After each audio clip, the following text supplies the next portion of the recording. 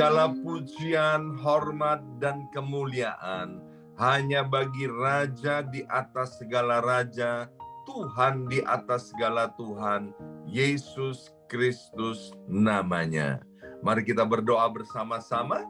Ulangi seperti apa yang saya ucapkan. Bapa kami yang ada di dalam surga, dikuduskanlah namamu. Datanglah kerajaanmu. Jadilah kehendakmu. Di bumi ini seperti di dalam surga. Bapa yang baik, berikanlah kami pada hari ini rezeki yang menjadi bagian kami. Secukupnya. Cukup untuk memberikan pinjaman kepada banyak bangsa, sedangkan kami sendiri tidak punya pinjaman. Cukup untuk menjadi saksi Tuhan. Mulai dari Yerusalem, Yudea, Samaria, sampai ke ujung-ujung bumi. Cukup untuk menjadikan semua bangsa murid Kristus dan membaptis mereka dalam nama Yesus. Terima kasih Bapa untuk rezeki yang secukupnya. Dan ampunilah dosa-dosa kami. Ampunilah kesalahan kami. Seperti kami pun mengampuni orang-orang yang bersalah kepada kami. Dan janganlah masukkan kami ini ke dalam pencobaan, tetapi bebaskanlah kami dari segala yang jahat. Sebab Engkaulah yang empunya kerajaan, kuasa, dan kemuliaan sampai selama-lamanya. Dalam nama Tuhan Yesus, kami sudah berdoa. Haleluya, haleluya. Mari Bapak Ibu sekalian, sekarang kita bersama-sama secara serempak dan serentak kita akan menggemakan Mazmur 91 dengan suara yang keras dan lantang dari tempat kita masing-masing. Alkitab berkata, mati dan hidup dikuasai oleh lidah, siapa suka menggemakannya akan memakan buahnya. 2, 3. Mazmur 91. Orang yang duduk dalam lindungan yang maha tinggi dan bermalam dalam naungan yang maha kuasa akan berkata kepada Tuhan, tempat perlindunganku dan kubu pertahananku, Allahku yang kupercayai.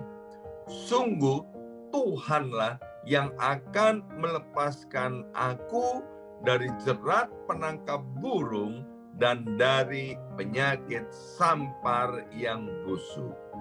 Dengan kepaknya Tuhan akan menudungi aku. Di bawah sayapnya aku akan berlindung. Kesetiaan Tuhan ialah perisai dan pagar tembok. Amin, amin, amin. Terjadi di dalam nama Tuhan Yesus. Aku tak usah takut terhadap kedahsyatan malam, terhadap panah yang terbang di waktu siang, terhadap penyakit sampar yang berjalan di dalam gelap, terhadap penyakit menular yang mengamuk di waktu petang. Walau 1.000 orang rebah di sisiku dan 10.000 di sebelah kananku, tetapi itu tidak akan menimpa aku. Aku hanya menontonnya dengan mataku sendiri dan melihat pembalasan terhadap orang-orang fasik. Sebab Tuhan ialah tempat perlindunganku, yang maha tinggi telah kubuat tempat perteduhanku. Amin, amin, amin. terjadi di dalam nama Tuhan Yesus. Malapetaka tidak akan menimpa aku dan tulah tidak akan mendekat kepada kemahku. Sebab malaikat-malaikat Tuhan akan diperintahkan oleh Tuhan kepadaku untuk menjaga aku di segala jalanku. Para malaikat Tuhan akan menatang aku di atas tangannya, supaya kakiku jangan terantuk kepada batu. Singa dan ular tedung akan aku langkai. Aku akan menginjak anak singa dan ular naga. Amin, amin, amin. Terjadi di dalam nama Tuhan Yesus. Sungguh hatiku melekat kepada Tuhan, maka Tuhan akan meluputkan aku, Tuhan akan membentengi aku, sebab aku mengenal nama Tuhan. Bila aku berseru kepada Tuhan, Tuhan akan menjawab. Tuhan akan menyertai aku dalam kesesakan. Tuhan akan meluputkan aku dan memuliakan aku. Dengan panjang umur akan Tuhan kenyangkan aku dan akan Tuhan perlihatkan kepadaku keselamatan daripadanya. Amin, amin, amin. Terjadi di dalam nama Tuhan Yesus. Kami mengundang Allah Roh Kudus, urapi setiap kami, anak-anak-Mu, yang sebentar akan mendengarkan sebagian daripada kebenaran firman Tuhan. Biarlah pewahyuan dari sorga turun atas setiap kami. Dalam nama Tuhan Yesus, yang siap mendengarkan firman Tuhan, angkat jempolnya ke depan dan katakan amin 3 kali. Amin, amin, amin. Salam revival, salam kebangkitan. Semangat pagi. Ya, semuanya semangat pagi. Bagi Bapak Ibu yang ikut program puasa, doa puasa 40 hari, hari ini sudah memasuki hari yang ke-16 ya. Luar biasa, hari ini hari Kamis 16 Maret 2023. Senang sekali boleh melihat wajah Bapak Ibu sekalian semuanya, serta membaca daftar nama daripada anak-anak Tuhan yang cinta Tuhan, yang luar biasa diberkati oleh Tuhan. Baik Bapak Ibu sekalian, renungan kita hari ini sudah pindah dari Amsal 11 kepada Amsal yang ke-12 ya. Saya akan bacakan ayat yang pertama dari Amsal pasal 12 ya.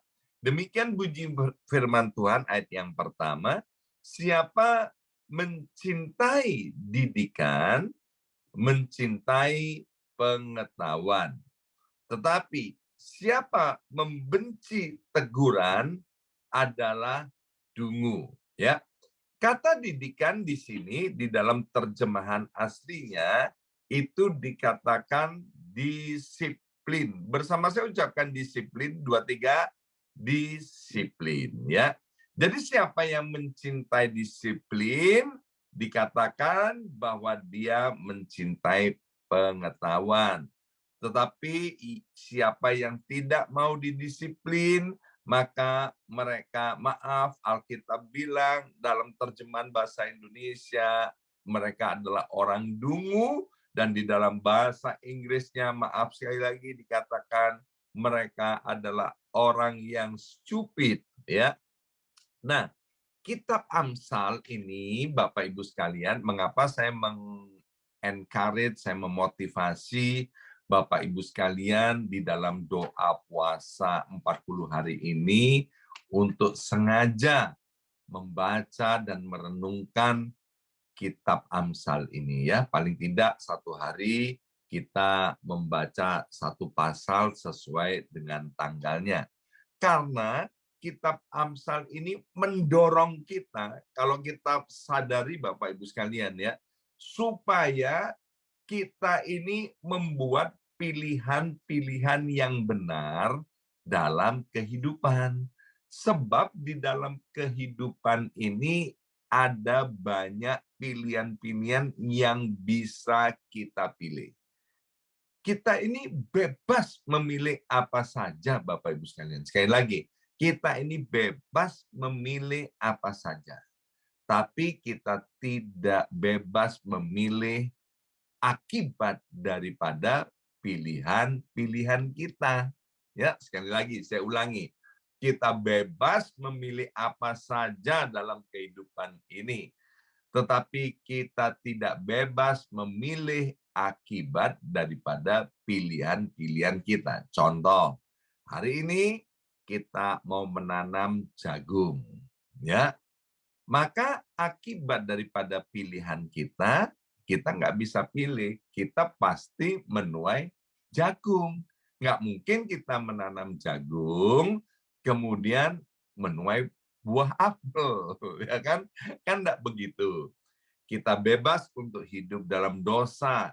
Kita bebas untuk berzina misalnya, seks bebas dan lain sebagainya.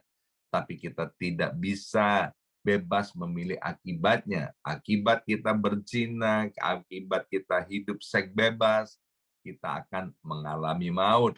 Kita akan mengalami kekacauan dalam hidup ini dan kita akan mengalami derajat kita akan turun, ya. Nah, kembali kepada Amsal pasal 12 ayat yang pertama tadi, ini pilihan. Kita ini mau nggak sih ditegor, ya kan? Orang yang bijaksana, dia menyukai teguran, menyukai dikoreksi, ya dikasih tahu itu suka. Tapi orang bebal, orang fasik, maaf, Alkitab bilang orang dungu itu, orang stupid, dia marah, dia nggak suka kalau dinasehati, dikoreksi maupun ditegur. Ya, kita tahu Bapak Ibu sekalian, kalau kita hidup di kota New York ini, misalnya kita naik eskalator umum, atau kita jalan kaki di jalan raya, di sidewalk, ya, maka kita ini harus ada di posisi sebelah kanan, ya. Itu nggak ada hukum tertulis, tetapi kebiasaannya seperti itu. Satu kali waktu saya naik eskalator, ya, saya sudah biasa mendisiplin diri karena sudah diajarin oleh jemaat, oleh Bapak Ibu sekalian untuk ada di sebelah kanan, ya. Itu saya udah lakukan bertahun-tahun. Nah, satu kali ada peristiwa Bapak Ibu sekalian, saya udah jalan di sebelah kanan. Nah, di depan saya ini ada serombongan anak-anak muda, dia ada di sebelah kiri. Sedangkan di belakangnya itu kan jalur kiri untuk mendahului. Kemudian ditegur nih sama orang yang dewasa, ya kan? Dan kemudian dikasih tahu, kamu ini, ya kan, harus ada di sebelah kanan karena sebelah kiri eskalator ini untuk mendahului orang yang mau lari, orang yang mau jalan cepat, orang yang terburu-buru. Tapi Bapak Ibu sekalian, serombongan anak muda itu marah banget. Dia bilang begini, aku nggak mau pindah, aku tetap di sini. Kamu mau apa? Wah, kemudian terjadi argue dan pertengkaran, ya. Nah, ini orang yang dinasehati tidak mau. Maka itu saya harap Bapak Ibu sekalian, ya, jadilah orang yang teachable. Saya bilang begini, orang Kristen itu harus jadi orang yang fat, ya kan? Waktu di sini kan di layar ada namanya Fat Lam, ya kan? Waktu itu Ibu Fat Lam belum tulis Fat Lam di mana di gambarnya ini. tulisannya fat aja. Udah gitu nggak ada videonya. Sampai saya heran, siapa ini ya kan, orang kok namanya fat aja. Kemudian saya bilang gini, fat artinya faithful, available, dan teachable. Ya kan? Orang Kristen itu harus faithful, available, teachable. Teachable artinya apa? Mudah diajar. Orang Kristen itu harus punya iman, kemudian harus tersedia available untuk melayani Tuhan, untuk menyembah Tuhan, untuk berbuat baik. Tapi yang ketiga ini T-nya teachable, gampang diajar. Maka itu kita harus minta kepada Tuhan. Tuhan buang jauh-jauh dari tubuh ini seperti yang ditulis di dalam kitab Yehezkiel. Hati yang keras, hati yang jahat. Orang Surabaya bilang ini yang sakarpe dewe. Nggak mau diajar, nggak mau dididik. Bapak Ibu sekalian, kalau kita mau memilih untuk menjadi orang yang bijaksana, orang bijaksana itu dia akan menyukai teguran, dia akan menyukai koreksi. Bahkan kalau dia didisiplin, orang bijaksana itu tidak akan memberontak. Pada dasarnya, ya kan, setelah peristiwa di Taman Eden itu, manusia paling tidak suka untuk ditegur, dikoreksi, atau didisiplin. Ya, perhatikan anak-anak kita, ya kan. Waktu anak-anak kita masih kecil, ya, kalau didisiplin atau ditegur atau dikoreksi, marah dia. Benar atau benar, ya kan? Saya teringat 4 tahun yang lalu waktu pulang ke Indonesia, cucu saya ya waktu itu umur kurang lebih sekitar 3 tahun kalau nggak salah ya kan. Kemudian ditegur itu, dikoreksi sama Ibu Yongki, ditegur sama grandmanya, ya kan. Maka ketika ditegur sama Ibu Yongki, nggak suka itu cucu saya yang umur 3 tahun. Jadi karena sering ditegur sama Bu Yongki, kalau Ibu Yongki mau telepon, ya kangen sama cucunya, dia nggak mau. Itu naluri Bapak Ibu sekalian. Maka itu Bapak Ibu sekalian, kita ini harus melatih diri, ya.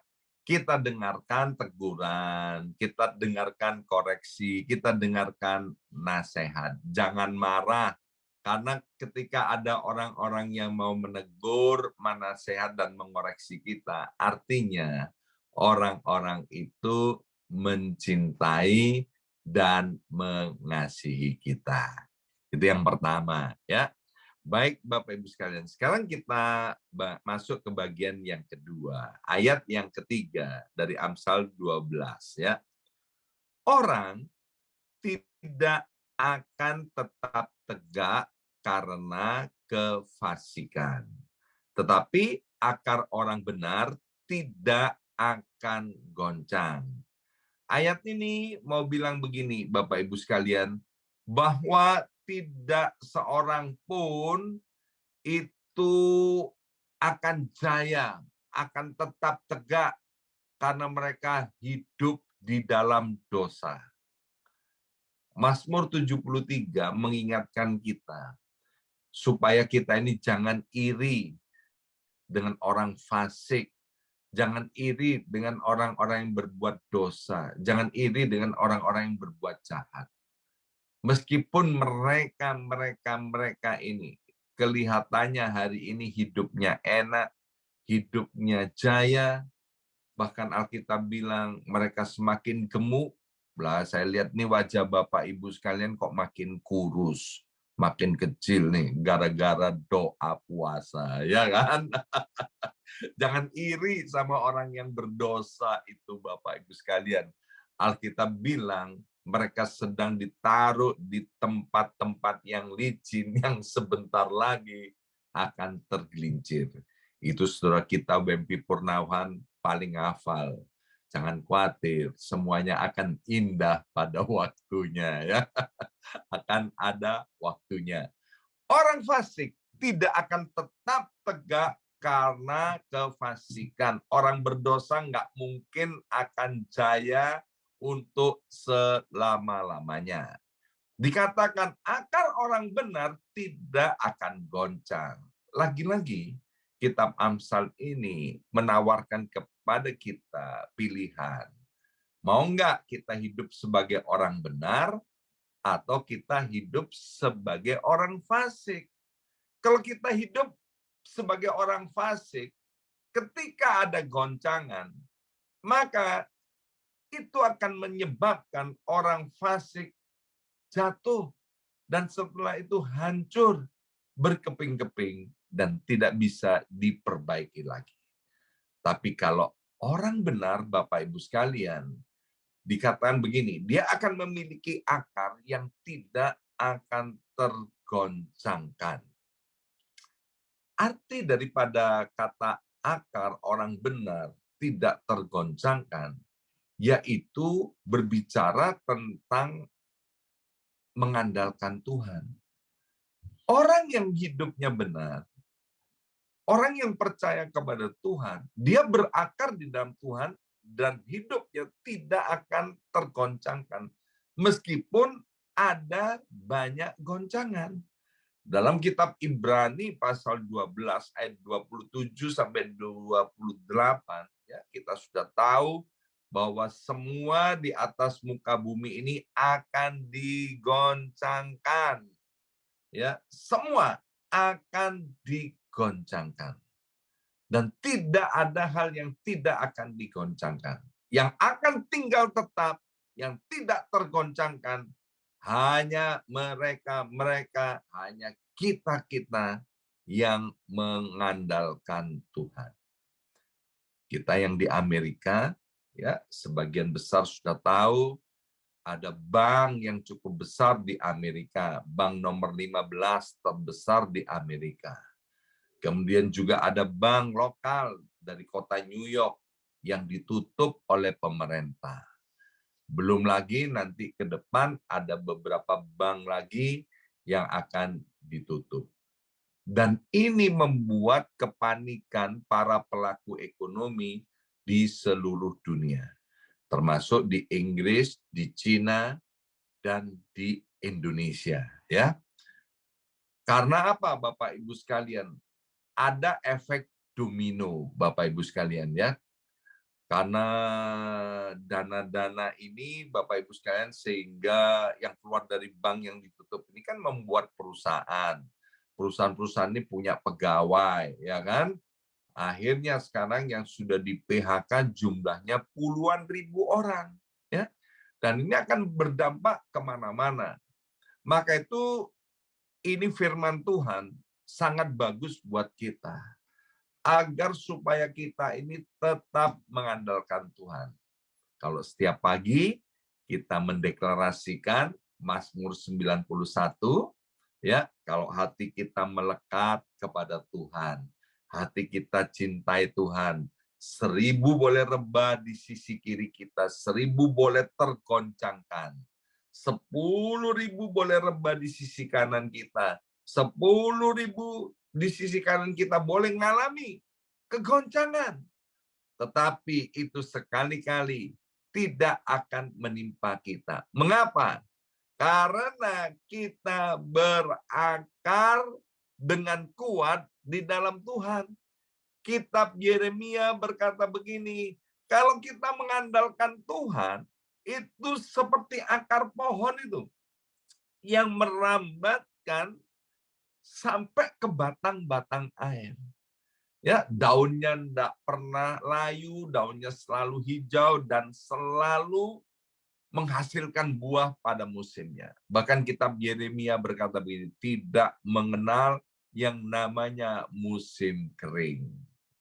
Maka itu Amsal 12 ayat yang ketiga ini mau membawa kita semua, Bapak Ibu sekalian, ayo jadilah orang yang mengandalkan Tuhan, yang memiliki akar yang kuat di dalam Tuhan. Dan saya percaya kita semua pasti ngalami revival. Kita semua pasti ngalami kebangkitan. Dan kita pasti tidak akan tergoncangkan. Sampai kita bilang begini, oh ya, ada krisis ya, ya kan? Kok kami nggak kerasa? Itu bukan karena kita hebat, bukan karena nggak ada krisis itu, tapi karena Tuhan melindungi kita, Tuhan menjaga kita. Hari ini kita sudah diajar dua hal. Yang pertama, jadilah orang bijaksana yang mau ketika ditegur, dinasehati, dikoreksi, bahkan didisiplin. Yang kedua, jadilah orang benar yang mau mengandalkan Tuhan. Menaruh pengharapan ini kepada Tuhan. Karena kita akan tetap jaya untuk selama-lamanya ketika kita mengandalkan Tuhan. Amin. Mari kita berdoa. Materaikan setiap benih kebenaran firman Tuhan ini. Biarlah firman ini tidak berlalu begitu saja. Bapa, biarlah Allah Roh Kudus menolong kami untuk kami menjadi orang yang benar, yang bijaksana Tuhan, yang mengandalkan Tuhan. Dan ketika dinasehati oleh firman Tuhan, bahkan ketika ada orang lain mau menasehati, menegur, dan mendisiplin kami tidak marah, tapi kami mau memperbaiki hidup kami. Karena kami tahu Tuhan, panggilan-Mu untuk setiap kami, yaitu mengalami keserupaan dan kesempurnaan seperti Kristus Yesus Tuhan. Terima kasih Bapa untuk firman Tuhan ini. Dalam nama Yesus, kami sudah berdoa. Haleluya. Amin, amin, amin.